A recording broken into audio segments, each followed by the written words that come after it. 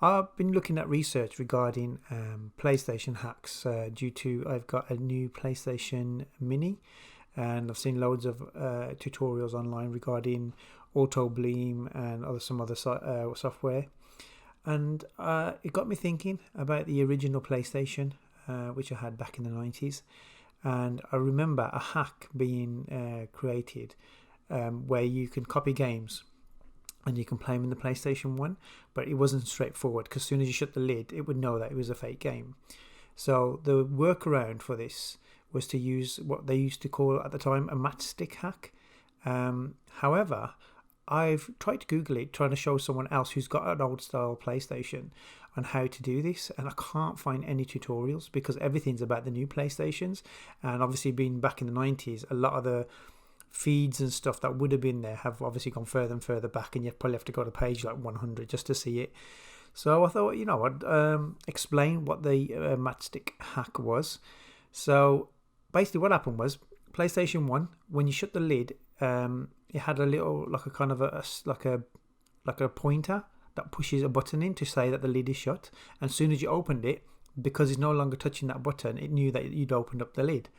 So what happened was people discovered that if you put a matchstick in there so that the button's pressed while the lid's open, it thinks you've put the lid down. And what used to happen was the CD that you've put in would know, it knows it's a fake, because at the start you wouldn't have the official PlayStation codes and things like that, so it knew it was a fake CD, so it wouldn't play.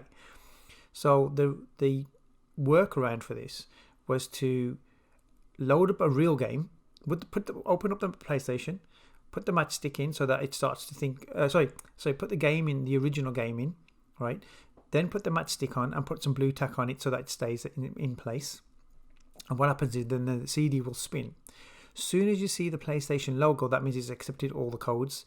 And then after that PlayStation logo, it always guarantees it'll slow down or stop until the next bit has to load. So that's when you take the original game out and put the copy game in, and then that's how it used to work, and it used to work flawlessly. But as time went on, they realised you can actually use a spring. I used to use a VCD player attached to the back of my PlayStation, which is a very rare thing now. I wish I kept it. And basically that used to have a spring on it for that same reason. To watch movies from other countries, you had to do the same thing. And realised that you could actually use the same spring to do the same thing regarding the games. So just want to let you guys know, and try it with your old PlayStation if you've got one. It doesn't ruin it. It doesn't do anything to it, as far as I know. I never had issues. I did it for years, and then obviously as time went on, they found hacks, and you could do, get the spring, or you could there was a way of copying the games in a way where it would work. So yeah, just thought I'd let you know, because since it seems like nothing's really out there at the moment to explain all that. So if you do have any questions, just leave some comments below, and I can answer you back. Cheers, bye bye.